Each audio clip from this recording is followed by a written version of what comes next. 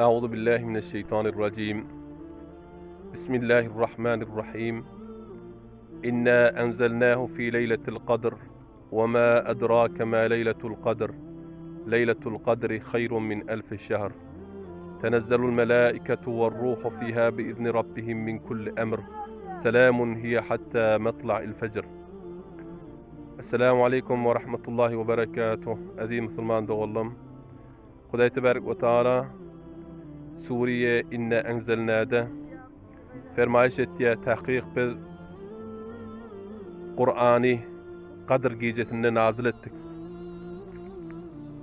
Sen Kadir gecen nämedigini bilýänmi? Biz aýtmasak sen bilip başarmarsın diye. Leyletul Kadri hayrun min 1000 şehr. Kadir gece 1000 aydan gawy diye. 1000 aydaki ibadattan şu Kadir gecede ibadet etsen ondan güýçli bolýar. Tenezzelul melâiketu ve'r-ruhu fîhâ biizni rabbihim min kulli emr. Şu gece fereşteler Hazreti Cibril ola nazil bolýarlar. Selamun hiye hatta matla'il fecr. Ta daňat ýanca assalamu aleykum diýip bara salam berip durjaklar.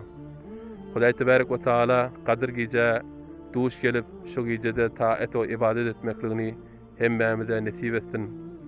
Hudaý tebarek we taala ümmeti Muhammed sallallahu aleyhi ve sellemi qatysylyğa gawurýa.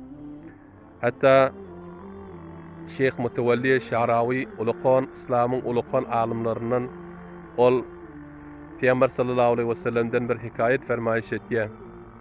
Kıyamet gününe Hudaý tebarek ve taala Muhammed aleyhissalatu vesselam'a qarap aýtjak diye. Ey Muhammed aleyhissalatu vesselam, sen ummatyny şeýle gawurýan, ummatyň ihtiýaryny, ummatyň şe'nini, ummatyň işini özüňe tapşyrýan. Nämetseň bar et, kimi cennete saljak bolsaň. Peygamber sallallahu aleyhi ve sellem de "Ve la yarda Muhammedun ve ahadun min ummetihi fin-nar."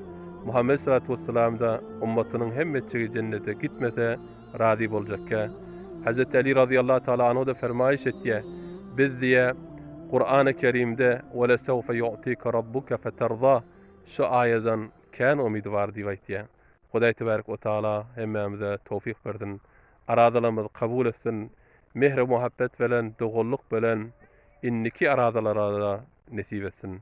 Wa ahiru dawana enilhamdülillahi rabbil alamin.